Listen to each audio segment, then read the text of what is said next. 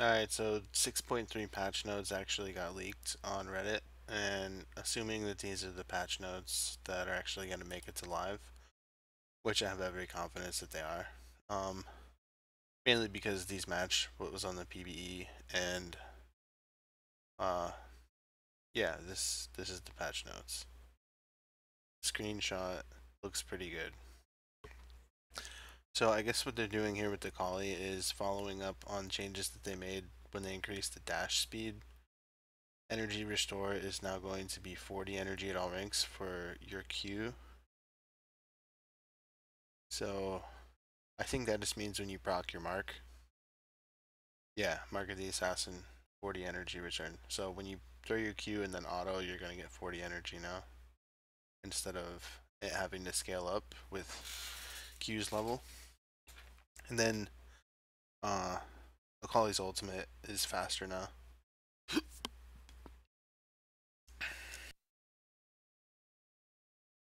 This is looking to be like the assassin patch. Alistar. Okay, so I guess his WQ combo was like really hard to hit currently on live, so going into his changes a bit, but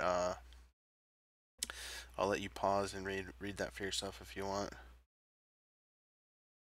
But basically, the changes are they're making it so that you can buffer your Q and like you'll just Q automatically as soon as your W's finish casting. This is just to make Alistar easier to combo with. I think they specifically said they want the decision point to be whether or not to combo instead of can I land the combo. So they're like making him a lot easier to play now, which can be good, can be bad, but it's also coming with a nerf, which I totally agree with. He's got too much sustain. So his E cooldown is going to retain the cooldown lowering mechanic when minions die around him, but it's going to have a little bit more mana cost, and it's going to have a higher cooldown. So outside of when you're like right next to minions, the cooldown will be much longer.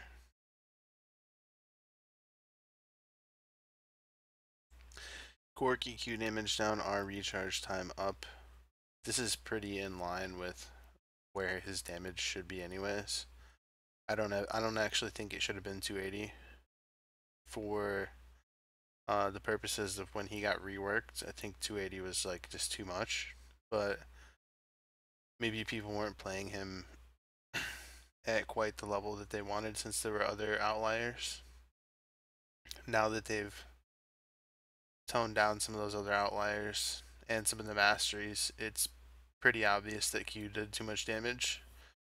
And then if you have like blue buff, it felt like your ultimate is always up on Corki, so they are lowering his recharge rate, which is totally fine.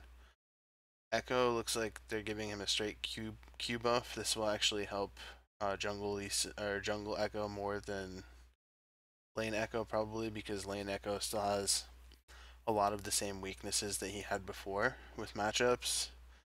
He might run out of mana as opposed to not having a cooldown up in time. So this is actually going to help jungle Echo more than it's going to help lane Echo. Gragas Q snapcast slows for the full duration, W channels faster and deals AoE damage. So these are some pretty nice changes to Gragas. Hopefully he can be relevant again because on live he's just pretty useless. And it's so easy to miscast your ultimate, so you combine an unreliable base set of abilities with that ultimate and you have like basically a recipe for disaster. Basic attacks no longer stun the Rift Scuttler. Okay, so he was definitely taking Rift Scuttler too easy. That's a pretty nice change that they noticed that. Q under the line damage is nerfed quite a bit. So hopefully this will mean that top jungle and AD carry Graves are not dominating. I think that's pretty absurd. Maybe if anything in the future they can speed up the travel time of end of the line to make it so that it's easier to hit. Because if you don't hit it on a wall right now, it's pretty much useless. It's pretty easy to walk around. And they're gonna call this a bug. Fix the bug where casting quick draw would interrupt Graves' reload animation. Graves will remember his last attack movement command after using quick draw. Oh, I guess those are bugs. Alright, that's fine. Lowy, I don't really care. This champion is pretty bad. I don't like the design. Delay on missing E removed. E mana cost down. Vessels now get assists from allies. Big whoop. Kog'Maw, they're basically moving the passive attack speed from his Q onto his W and giving W minimum damage of 15. Jax, it looks like the way this is, it says it's a buff, but I think this is a nerf. Because the total number of stacks is going to be higher. Maybe like it goes from 28 to 88%, but you're going to need more of your stacks to hit maximum. So if you had 6 stacks before and you had 84%, that's pretty nice. Now if you have 6 stacks, you're going to be around 60%, 66%. So that's pretty much 18% attack speed nerf at 6 stacks, but you can get all the way up to 8 stacks to be pretty much free nerf level. Alright. Jihin, whatever. Poppy Q-based damage. This is going to hurt top lane Poppy the most. They've actually put in a change. No longer deals reduced damage to minions, so this will help jungle Poppy. I'm not sure that it's going to be better than this patch. I think it's going to be the same because everything else about her is getting nerfed too. Just because it no longer deals reduced damage to minions, it doesn't mean necessarily that it'll be that much better. Although the early ranks of the skill didn't really get hit that bad. It was just the later points in Q, so maybe people will have more of a reason to max E. I think you'll still probably max Q. So this is just basically a straight nerf because Poppy's a little bit strong now that people have figured her out. If this is indeed going to live, they're just reverting the change that they made because it's not working the way it was intended. So he no longer lands just short of the target. This is to make his mid-air bola strike easier to land so that you don't throw it over the target. It's supposed to begin slightly behind Rengar when cast while leaping. We'll see how well this actually works, and I'm not convinced that it's needed, but maybe.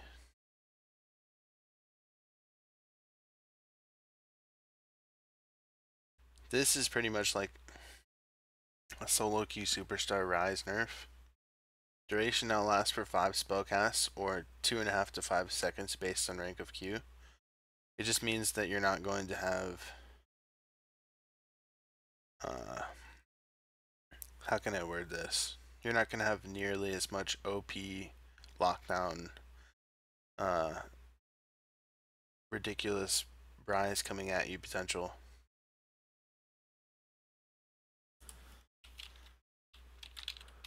I'm gonna look up the Rise wiki really quick.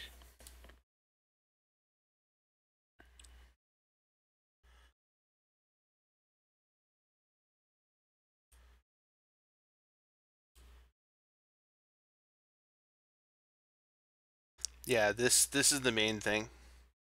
Damage causing his ability cast to reduce his other ability cooldowns by Overload's cooldown.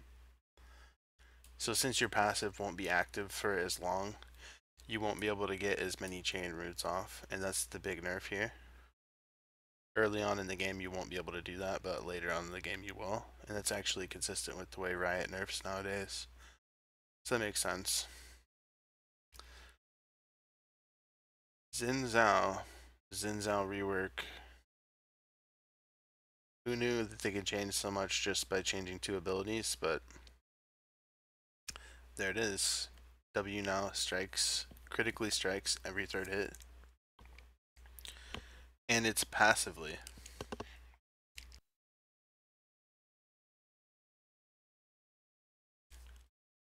Pretty much undecided on how I feel about this, because with Blade of the Ruined King, Ginsu's Rage Blade, and off-tank builds being so good, this might put Xin in an unhealthy state. I think they're trying to make it so that you max your Q and your W now, and you just put 1 point in E, because it's 12 seconds at all ranks now. I think you're still going to max EWQ, because E will still give more damage, even though it won't lower the cooldown anymore. Actually, you might max your W. Yeah, I think the new Xin skill order will probably be W, E, Q. Unless W and Q together have just such a good interaction with each other that you always want W and Q max now. I'm so used to the old way of playing Xin. Once you get max rank W, that's 25% penalty to his crit damage as opposed to 75%. So you don't want to leave it at 1 point. So yeah, you're going to want to max W first. And then after that, it's pretty much preference. Whether you want more knockups or more audacious charges, or not more audacious charges, whether you want more damage on your audacious charge. Actually, with the cooldown change, that actually makes me think that the extra knockup will be better now, since Xin will be mostly based around auto attacking, getting his critical strikes off. Interesting change. I think what they're counting on is that innately Xin can get kited pretty easily still, so coordination will still be the way to fight against Xin. And there's no ridiculous ultimate change, so just W and E. I think this is enough to where Xin will be more interesting to play, but not make him super ridiculously broken. Unless there's something I don't understand here. Zed damage amplification on Deathmark is getting nerfed by 5% per rank. 25, 35, 45%. That's pretty much in line with what the damage I thought it did anyway. I think they overbuffed it before. So, taking a step back. Zig's base damage on ultimate is getting buffed by 50, 75, and 100. So that's pretty big. And the AP ratio is going up by 0.2, which is pretty important.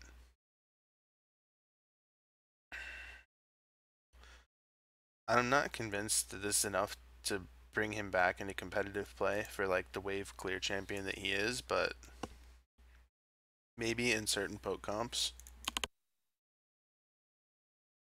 I think this does excuse me.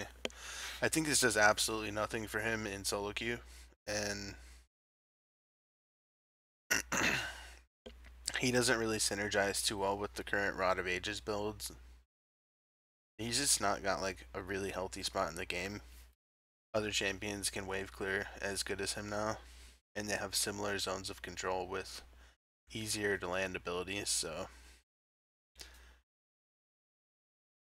not convinced on Ziggs. Maybe certain Ziggs mains will be happy about this, but Haven't seen too many of those, so that remains to be seen. And Duskblade of Draknar, this is the assassin item that basic attacks apply a stack of Nightfall, or no, they just apply Nightfall. After 2 seconds, Nightfall deals physical damage equal to 90 plus 25% of the target's missing health. If you get a killer assist on the target before Nightfall detonates, the cooldown is refunded. That's just to make sure that you get damage off from your proc and it's not wasted. If someone dies before your proc goes off, then you get your proc back. You get your cooldown back, basically. So that basically just means that it always will deal damage.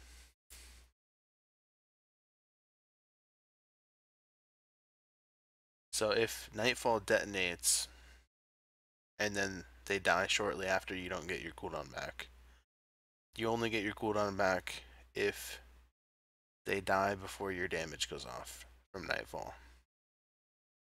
So this is going to build out of Serrated Dirk, BF Sword, and 850 combine cost for a total of 3,250 gold. 5% bonus movement speed. It retains the armor penetration from Serrated Dirk. 75 attack damage. It's going to be pretty slot worthy based on the stats and the passive, which is on a 2-minute cooldown. So this will be pretty good second or third item on most assassins now, I think. There probably won't be too many champions that rush this. Maybe Zed, but we'll have to see. And since they're introducing an assassin item, they're buffing the counter assassin item a little bit, just the build path. I think they're happy with the total cost for Zhonya's, but they're throwing an extra cloth armor in the build path for Seekers because before you would get Amp Tome and cloth armor and still have to pay 900 gold to get Seekers or something like that. So now it's going to be 465 gold and 2 cloth armors. And the amplifying tome, of course. Oh, no, 165 gold. Okay, so I guess I was wrong about that.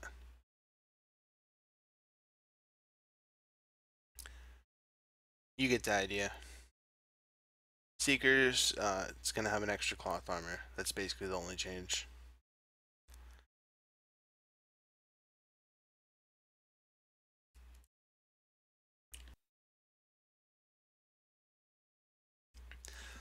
Warden's mail cost down.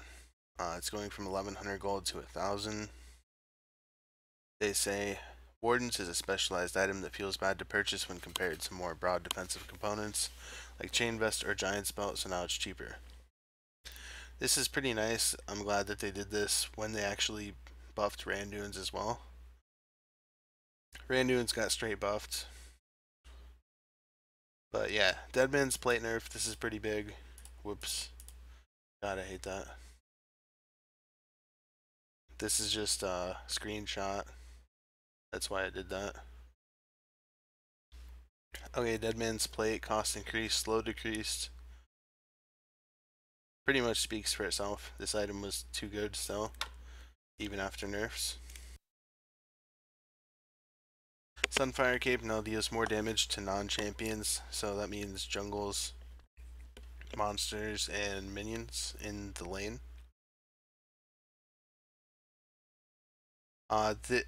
The full context for these changes is actually right here. So they actually say, in summary, Sunfire to push, Deadman's to chase and engage, Randuin's to punish basic attacks and critical strikes.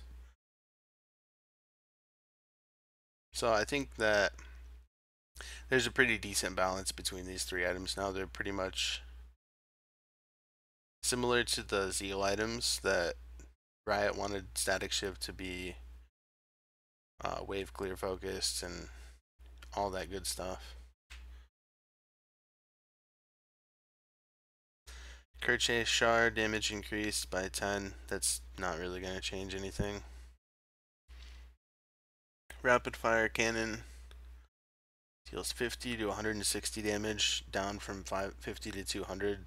That's pretty important, but losing 2% movement speed on the item is actually pretty big too. And then you have to consider these changes with the buff that Static Shiv is getting on this patch. Static Shiv's damage is going up slightly to really push it as the one you can get when you're looking to burst. Okay, so it looks like they're trying to make Static Shiv more for burst champions again, because that's previously what its identity revolved around. So in my mind, Static Shiv pairs well with Infinity's Edge, and Rapid Fire Cannon pairs well with Essence Reaver. So I think these were some pretty good additions to the game, and now that they've got everything balanced, this should be a pretty good item again. The damage is going to be 50 minimum instead of 30, so that's going to be enough to make this a usable. So I'm happy with Static Shiv now. And Phantom Dancer, I'm not convinced that this item needs a buff, since I was buying it at 2,800 gold, but it's only going to be 2,550 now. So Phantom Dancer and Static Shiv will be pretty relevant together again. And I'll probably be building these two items on Vayne 100% of the time as soon as this patch hits live. This is the Boots of Swiftness nerf, just 100 gold, keeping everything else basically the way it is. I think they don't want to hit the rest of the identity of the item, just nerf the cost. Same thing here, I think, unless I just don't understand what they're saying because it's a different language.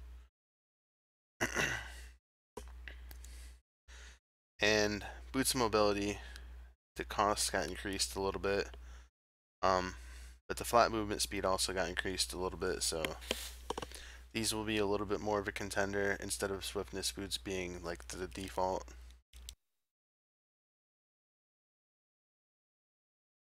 Dragon's Wrath, 15% damage to towers. Turrets now take 10 to 180 damage over 2 seconds. I think that's what that says. 15% damage to monsters and minions on Dragon's Dominance. And 20% increased damage to turrets. I'm not sure. Don't quote me on that. I can't read that.